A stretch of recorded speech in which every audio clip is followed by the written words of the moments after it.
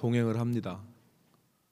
그 하나가 죄를 지음으로 얻는 즐거움이 하나가 있고, 다른 하나가 죄를 지음으로 받게 되는 죄값이 다른 하나입니다. 이 두 가지가 같이 갑니다. 그래서 잠언에 있는 말씀처럼 도둑질한 물이 달고 몰래 먹는 떡이 맛있다, 이런 말이 나오는 것입니다. 죄악에는 즐거움이 있습니다. 그러나 이 죄된 행동이 단지 즐거움으로만 끝나는 것이 아니라 반드시 그 값을 치르게 되어 있습니다. 이게 하나님 정하신 법도입니다. 죄는 즐거움이 있지만 반드시 죄의 값을 치르게 된다. 그 죄의 값은 두 가지로 나눌 수 있는데, 첫 번째가 수치와 부끄러움을 당하는 것입니다. 죄의 즐거움 반대편에 수치와 부끄러움이 있습니다. 죄가 드러나면 수치와 부끄러움을 당하게 됩니다. 자신의 즐거움을 위해서 죄를 지으면 그 사람은 수치와 부끄러움을 당하게 되는데, 이전까지도 자랑스러웠던 얼굴이 죄로 인해서 수치와 부끄러움을 당하는 얼굴이 됩니다. 수치와 부끄러움을 우리는 보지요. 남의 있는 것 하나 도둑질해서 주머니에 넣어서 들통나면 수치와 부끄러움 당하게 됩니다. 요즘 사회적으로 수치와 부끄러움을 당하는 사람들이 많지 않습니까? 정말 촉망되었던 자랑스러운 얼굴도 한순간에 눈을 마주치지 못할 부끄러움의 대상이 되는 것을 우리는 바라보고 있습니다. 여러분, 그런데 이 죄에는 수치와 부끄러움뿐만 아니라 죄에 대한 형벌이 따릅니다. 매를 맞든지, 아니면 벌금을 내든지, 아니면 감옥에 들어가서 징역을 살든지 죄의 대가를 치르게 됩니다. 여러분, 이 대정동에 있는 교도소가 자리를 옮긴다잖아요. 좁아서 더 이상 사람들을 감당 못하니까 진잠에 있는 교도소를 다른 데로 옮긴답니다. 지금도 교도소에는 사람들이 넘쳐나는데 그 사람들이 다 죄값을 치르는 사람들입니다.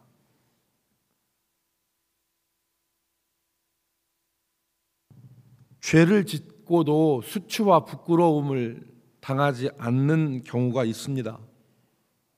그러나 그것은 영원히 드러나지 않는 게 아니에요. 일시 잠깐 덮어두고 드러나지 않는 것이죠. 공의의 관점에서 보면 여러분, 5살 먹은 3살 먹은 애들한테도 합리적으로 하지 않으면 그 아이들이 왜 불공평하게 대하느냐고 어른들한테 따집니다. 그런데 어떤 사람은 죄를 지음으로 말미암아서 수치와 부끄러움을 당하고 죄의 대가를 치렀는데, 어떤 사람은 그렇지 않는다면 이게 공의의 관점에서는 있을 수 없죠. 잠시 가려져 있는 것입니다. 여러분, 우리는, 제가 왜 이 말씀을 했냐면, 우리는 십자가에 달려 고난당하시고 죽으신 예수님을 믿는 사람들입니다. 예수님이 어제 말씀대로 참 하나님이셨고 참 사람이셨는데, 예수님은 한순간도 죄를 짓지 않으셨습니다. 그런데 우리의 죄를 지시고 죽음을 당하셨어요. 이 죽음을 우리는 대속의 죽음이라 그럽니다. 우리 죄를 대신 지시고 당하신 죽음이다. 그래서 이사야 선지자가 그가 찔림은 우리의 허물 때문이고 그가 상함은 우리의 죄악 때문이라 그랬습니다. 주님이 상하고 찔린 것은 우리의 허물과 우리의 죄악 때문이다. 그래서 그가 징계를 받음으로 우리가 평화를 누리고 그가 채찍에 맞음으로 우리가 나음을 입었도다 그랬습니다. 주님의 이 죽으심은 대속의 죽음이죠. 오늘 이 주님의 대속의 죽으심을 오늘 우리가 다시 한번 생각해 보는데, 첫 번째, 주님이 우리 대신 수치와 부끄러움을 담당하셨다는 것을 우리가 기억해야 됩니다. 주님이 우리 대신에 수치와 부끄러움을 당하셨다. 죄인이 받아야 될 수치와 부끄러움, 그리고 멸시와 조롱을 받으셨습니다. 사람들이 침뱉고 손바닥으로 주님의 얼굴을 때렸습니다. 이게 우리가 당할 부끄러움과 수치의 일부입니다. 여러분, 십자가형은 인간이 당하는 고통 가운데 가장 큰 고통이라 그러죠. 형벌이라 그러는데, 십자가상에 사람 죄인을 매달 때는 다 벗깁니다. 다 벗겨서, 벌거벗겨서, 그리고 십자가에 답니다. 여러분, 군사정권을 묘사한 영화 같은 데 보면 사람을 발가벗기는 장면이 나옵니다. 사람이 발가벗겨지면 얼마나 왜소해지는지 모릅니다. 그 수치를 당하게 한 겁니다. 다 큰 성인이 아무것도 걸치지 않는 벌거벗은 몸으로 사람들에게 이리 채이고 저리 채이고, 그리고 십자가에 매달려서 있는 그 수치를 당하게 한 겁니다. 죄에 대한 수치입니다. 죄에 대한 부끄러움인데 주님이 우리 대신에 이 수치를 담당하셨습니다. 두 번째, 주님은 우리가 받아야 될 고통을 다 받으셨습니다. 우리가 받아야 될 형벌, 이걸 받으셨죠. 주님이 채찍에 맞으시고 그리고 피 흘리셨습니다. 그 채찍에, 여러분 영화에 보면 또 기록에 보면 이 죄인들을 기둥에다가 손을 붙들어 매고 피하지 못하게, 옴짝달싹 못하게 한 이후에 저 멀리서 한 3, 4m 되는 채찍으로 이 죄인을 휘감아 때리고 당기는데, 그 고통이 이루 말할 수 없는 것이죠. 주님이 그 채찍을 맞으시고 피 흘리신 것입니다. 손에 발에 못이 박히시고 머리에 가시관을 쓰시고 옆구리에 창이 찔리셨습니다. 그리고 오전 9시부터 오후 3시까지 6시간 동안 그 뜨거운 태양빛 아래서 숨조차 쉬는 게 고통스러운 그 6시간을 주님이 십자가에 매달리셔서, 이런 얘기가 가능한지 모르겠지만 바둥거리셨어요. 숨을 쉬는 것, 우리가 아플 때 이 숨 쉬는 것 자체가 고통이다 하는 때가, 느끼는 때가 있잖아요. 숨 쉬는 것 자체가 고통인 때가 있는데, 그걸 주님이 경험하셨다는 겁니다. 주님이 지옥 형벌을 경험하신 것이죠. 영원히 꺼지지 않는 불 속에 던져서 영원한 고통을 당해야 되는 그 고통을 주님이 당하신 거예요. 우리 대신, 우리가, 주님은 죄가 없으신 분인데 우리 대신 죄를 지시고 죄의 형벌을 당하신 것입니다.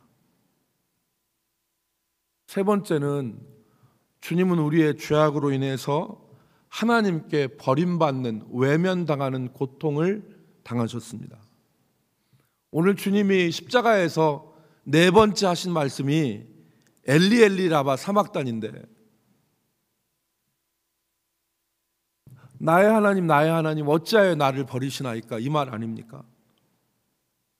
하나님은 죄악과 함께 하실 수 없는 분이죠. 그러니까 아들이지만 그가 짊어진 그 죄악 때문에 아들을 안을 수가 없는 겁니다. 그래서 하나님이 외면하시고 하나님께 버림당한 겁니다. 어떠한 희망과 자비와 긍휼도 기대할 수 없는 버림받은 그런 존재가 주님이 되신 겁니다. 죄를 짓고 난 이후에 우리가 당할 처지죠. 운명이죠. 죄를 짓고 난 이후에 버림당하는 것을 주님이 당하신 거예요. 여러분, 어떤 주석가들이 예수님께서 십자가에 달려서 하나님께 버림받고 숨 거두실 때 한 가닥 희망이 예수님한테 남아 있었을 것이다, 그렇게 추측을 합니다. 한 가닥 희망. 그게 뭐냐면 옛날에 이삭처럼 하나님이 자기를 이 고통 가운데서 건져주시고 끝까지 버리지 않으실 것이다 라는 한 가지 희망, 한 가닥 희망이 예수님에게는 남아 있었을 것이라고 추측을 해요. 이삭과 예수님 사이에는 유사점이 많죠. 첫 번째는 이삭도 예수님도 죽음을 앞에 두고 있었습니다. 그리고 자기가 죽을 그 나무를 짊어지고 산으로 올라가셨어요. 이삭은 자기를 번제로 태울 나무를 짊어지고 모리아산으로 올라갔고, 예수님은 자기가 매달릴 십자가를 지고 골고다 언덕으로 올라가셨습니다. 예수님이 희망하셨을 수 있죠. 이삭이 죽음을 당하지 않고 하나님이 예비하신 여호와 일의 어린 양이 준비되어져 있었던 것처럼, 그래서 최후에는 죽임을 당하지 않는 것처럼 나도 이 십자가에 매달리는데 하나님이 나를 마지막 순간에는 구원해 주셔서 하나님께 버림을 당하지 않을 수 있다는 마지막 한 가닥 희망이 있었다는 겁니다. 예수님이 극적인 반전을 기대할 수 있었는데 반전은 없었습니다. 주님은 버림당하셨어요. 아들을 외면하셨죠. 왜? 다른 것이 없었어요. 우리 죄를 사할 수 있는 다른 대체물이 없었던 겁니다. 엘리 엘리 라마 사막다니는 이 절규입니다. 하나님, 나의 하나님, 나의 하나님, 어찌하여 나를 버리시나이까? 하나님 앞에 죄를 짓고 철저하게 외면당하고 버림당한 주님의 그 절규인 거죠. 그러니까 주님의 죽으심을 우리는 세 가지로 생각해 봤는데, 첫 번째는 주님이 우리 대신에 수치와 부끄러움을 당하셨다는 겁니다. 주님이 우리가 받을 고난의 형벌을 다 당하셨다는 거예요. 세 번째, 주님이 우리가 당할 하나님께 버림받고 외면당하는 그 외면과 버림당함을 당하셨다는 겁니다.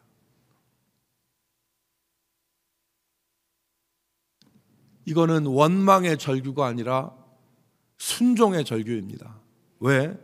요한복음 10장 18절 말씀에 보면 예수님이 자신의 죽음에 대해서 이렇게 말씀하셨어요. 이를 내게서 빼앗는 자가 있는 것이 아니라 내가 스스로 버리노라. 내가 버릴 권세도 있고 다시 얻을 권세도 있으니 이 계명은 내 아버지에게서 받았노라 하시니라.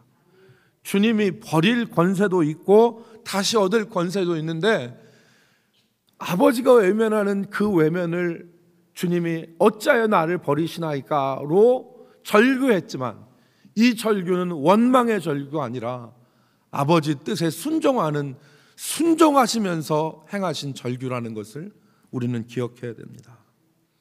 사랑하는 성도 여러분, 오늘 주님이 나를 대신해서 십자가를 지셨습니다.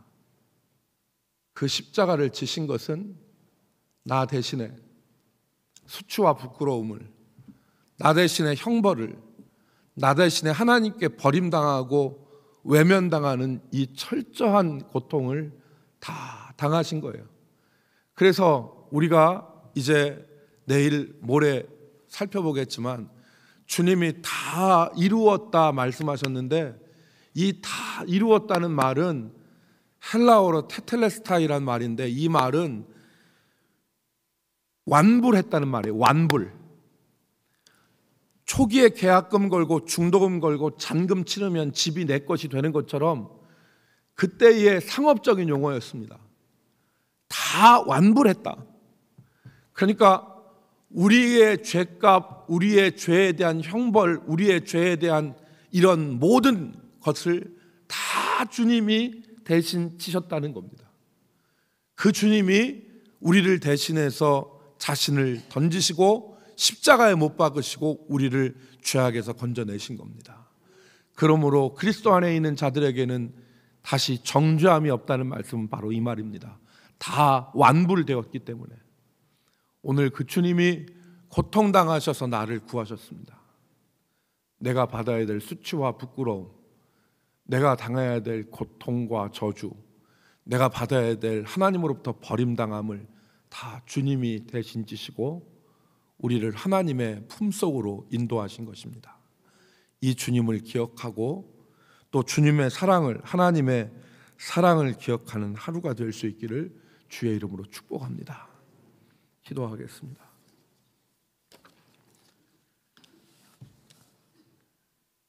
하나님, 우리 주님이 나의 아버지 어찌하여 나를 버리시나이까 라고 절규하시면서 숨을 거두신 것을 오늘 우리가 말씀을 통해 보았는데, 철저한 고통 가운데서 나를 건지시고 구원하신 주님의 그 은혜를 기억하게 하여 주시옵소서. 아들을 외면하시면서까지도 우리를 구원하신 하나님의 그 크신 사랑을 기억하게 하여 주옵소서. 그래서 우리가 죄 가운데 더 살아가는 것이 아니라 하나님의 자녀로 믿음의 백성들로 살아갈 수 있도록 주께서 우리를 은혜로 붙들어 주옵소서. 예수님의 이름으로 기도 올리옵나이다. 아멘. 우리 찬송가 144장 찬송하시고 그리고 기도하며 돌아가겠습니다. 144장 찬송하겠습니다.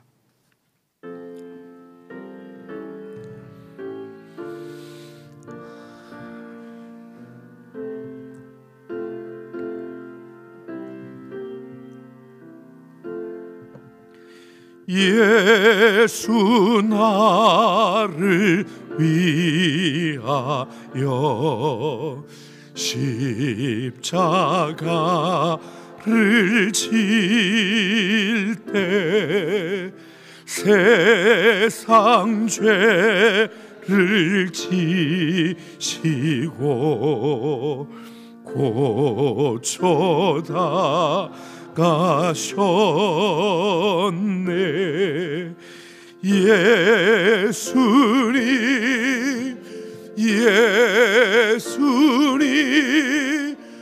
나의 죄 위하여 보배 피를 흘리니 죄인 받으소서.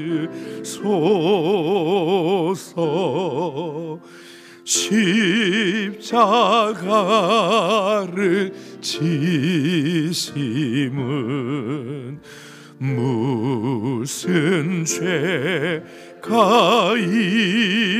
있나. 저 무시한 사람들 메시아 죽였네. 예수님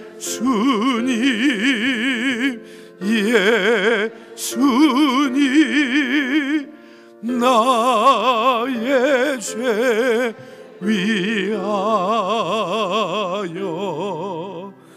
보배 피를 흘리니 죄인 받으소서. 피와 같이 붉은 죄 없는 이가 없네. 십자가의 공로로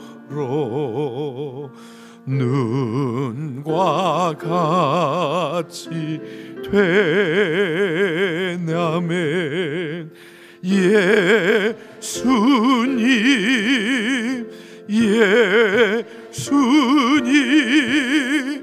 나의 죄 위하여 보배 피를 흘리니 죄인 받으소서. 주옵소서. 아름답다 예수여, 나의 좋은 친구 예수고 너 아니면 영영 영벌 받네.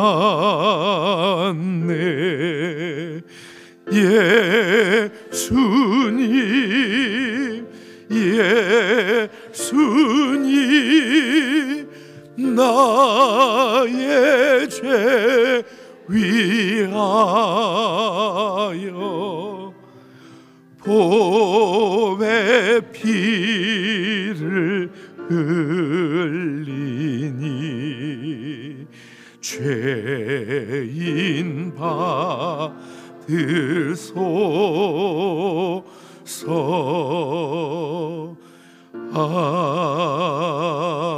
아멘.